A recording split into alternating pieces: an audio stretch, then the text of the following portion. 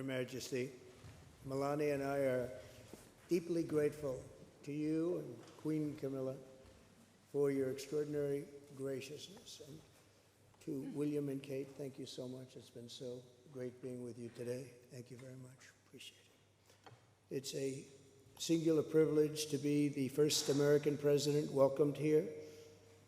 And if you think about it, it's a lot of presidents, and this was the second state visit, and that's the first, and maybe that's going to be the last time. I hope it is, actually. But this is truly one of the highest honors of my life. Such respect for you and such respect for your country. For many decades, His Majesty the King has epitomized the fortitude, nobility, and the spirit of the British monarchy and the British people.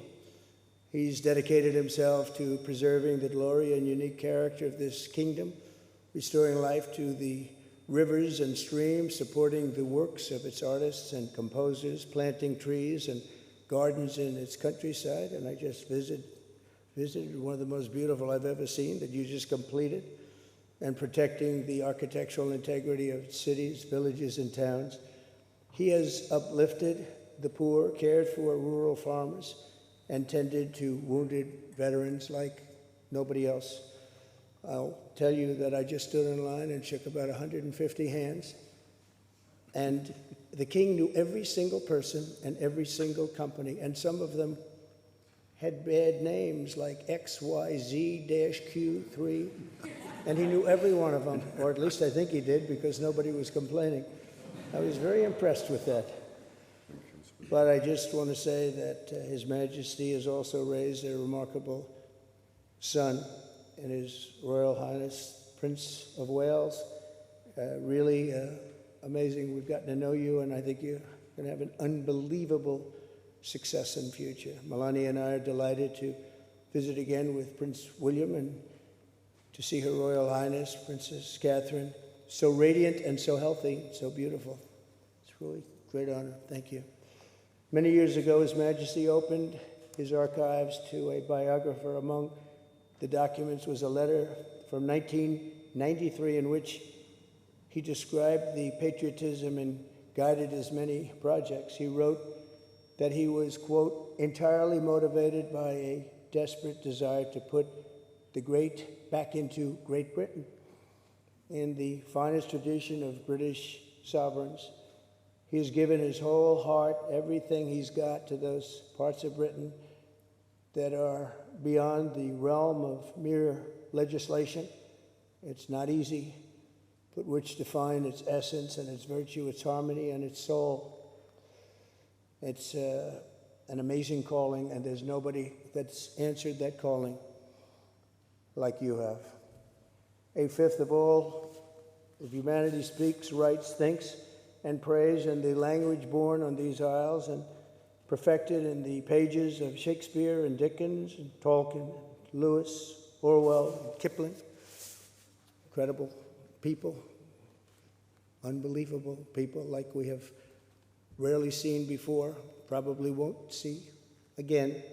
The lion-hearted people of this kingdom defeated Napoleon, unleashed the Industrial Revolution, destroyed slavery, and defended civilization in the darkest days of fascism and communism.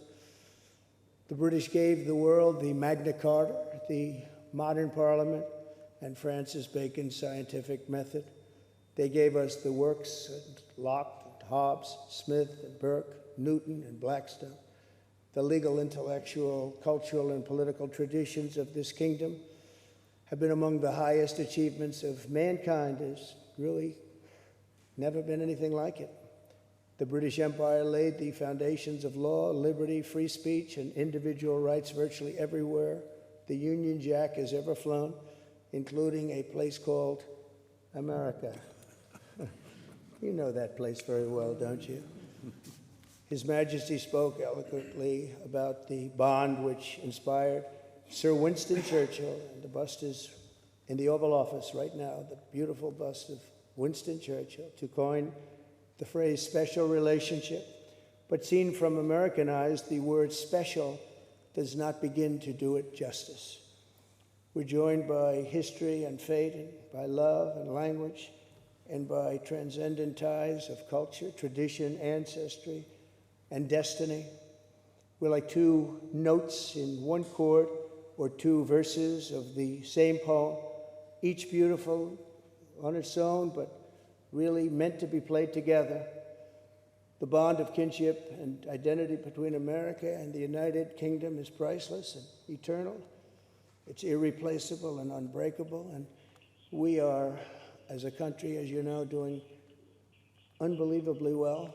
We had a very sick country 1 year ago, and today, I believe we're the hottest country anywhere in the world. In fact, nobody's even questioning it, but we owe so much of that to you and the footing that you gave us when we started. Together, we've done more good for humanity than any two countries in all of history. Together, we must defend the exceptional heritage that makes us who we are, and we must continue to stand for the values and the people of the English-speaking world, and we do indeed stand for that. On behalf of all Americans, I offer a toast to one of the great friendships, to two great countries, and to His Majesty, King Charles III, a very, very special man, and also a very, very special queen. Thank you very much. Thank you. Thank you very much. It's a great honor to be with you.